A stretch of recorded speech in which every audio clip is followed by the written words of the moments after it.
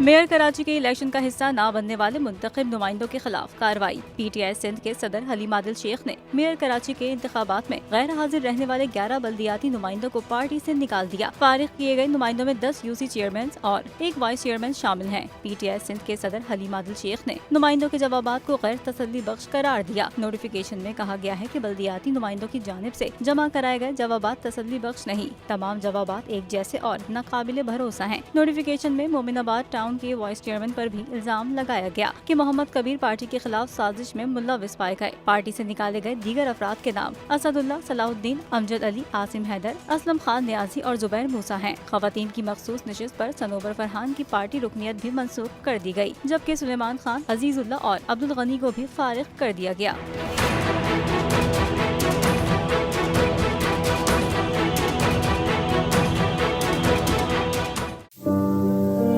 की जाने यार अमीरा, रोटी बंदा खा जाती है।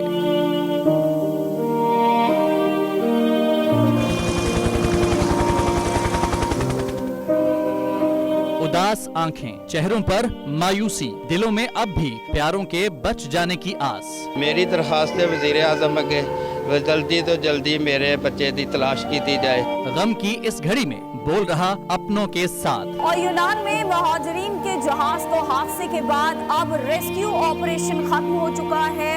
सहाफती फराइज को निभाते हुए पहुंचाई हर खबर अवाम तक।